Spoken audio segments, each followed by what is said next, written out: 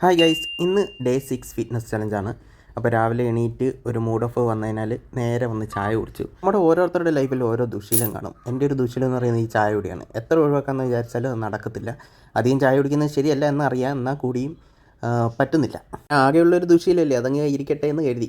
ഇന്നത്തെ വർക്കൗട്ട് ബാക്കായിരുന്നു. ഞാൻ മാക്സിമം 5 അല്ലെങ്കിൽ 6 ടൈപ്പ് വർക്കൗട്ട് ചെയ്യാറുണ്ട്. അതിൻ്റെ റെപ്പിറ്റേഷൻ എന്ന് പറയുന്നത് 18, 16, 14. ചിലത് വേരി ചെയ്യും. നിങ്ങൾ ചെയ്യുന്ന പാർട്സിൻ്റെ മാക്സിമം കോൺസെൻട്രേറ്റ് ചെയ്ത് ചെയ്യുകയാണെങ്കിൽ ആ മസിൽ പെട്ടെന്നായിരിക്കും ഡെവലപ്പ് ആവുന്നത്. വർക്കൗട്ടിന് ശേഷം ആഴ്ചയിൽ ഒരിക്കൽ ബോഡി ഒന്ന് പോസ് ചെയ്ത് നോക്കുന്നത് നല്ലതായിരിക്കും. നമുക്ക് നമ്മളെ തന്നെ ബോഡിയെ, നമ്മുടെ ഡയറ്റും വർക്കൗട്ടുകളിൽ നിന്ന് വിലയിരുത്താൻ അത് എളുപ്പമായിരിക്കും. ഫാറ്റ് കട്ടായി മസിലൊക്കെ ഡെവലപ്പ് ചെയ്ത് വരുന്നുണ്ട്. ഇനിയും ഇതേപോലെ നല്ലപോലെ ഇനി മുമ്പോട്ടും പോട്ടെ എന്ന് വിശ്വസിക്കുന്നു. നമ്മൾ ഫിറ്റ്നസ് ചലഞ്ച് മാത്രമല്ല, സ്കിൻ കെയറിൻ്റെയും അത് ബ്യൂട്ടി ടിപ്സിൻ്റെയൊക്കെ വീഡിയോസും കൂടി ചെയ്യുന്നുണ്ട്. അത് ഉടനെ ഞാൻ ഇടയ്ക്കായിട്ട് ഇടുന്നതായിരിക്കും. നിങ്ങൾക്ക് എന്തെങ്കിലും ഡൗട്ട് ഉണ്ടെങ്കിൽ കമൻസിലൂടെ നിങ്ങൾക്ക് ചോദിക്കാം.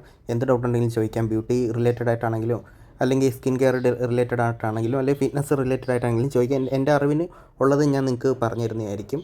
ഇന്ന് ബ്രേക്ക്ഫാസ്റ്റിന് എടുത്തത് മില്ലറ്റും അതേപോലെ പയറും ഉഴുന്നും എല്ലാം ചേർത്ത് അരച്ച ഒരു ദോശയായിരുന്നു. എൻ്റെ മാവ് അങ്ങനെയാണ്. അത് വൈഫിൻ്റെ ഒരു സ്പെഷ്യലായിരുന്നു, ഡയറ്റ് സ്പെഷ്യൽ മാവാണ്. നല്ലൊരു പ്രോട്ടീൻ റിച്ച് ആയിട്ടുള്ളൊരു ദോശയാണിത്. അതേപോലെ തന്നെ തക്കാളി ചട്നി എടുത്തിട്ടുണ്ട്. പിന്നെ അത് കഴിഞ്ഞ് വർക്കിനായിട്ട് വെളിയിൽ പോയതിന് ശേഷം വീട്ടിൽ വന്ന് ഞാൻ നോക്കിയപ്പോഴത്തേക്കും നമുക്ക് മില്ലറ്റിൻ്റെ കഞ്ഞിയായിരുന്നു.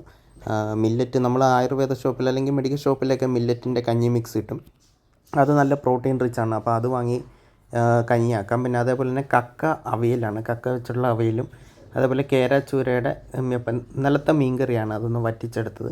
പിന്നെ മാങ്ങ, വീട്ടിൽ തന്നെ മാങ്ങ 2-3 നിലത്ത് വീണായിരുന്നു.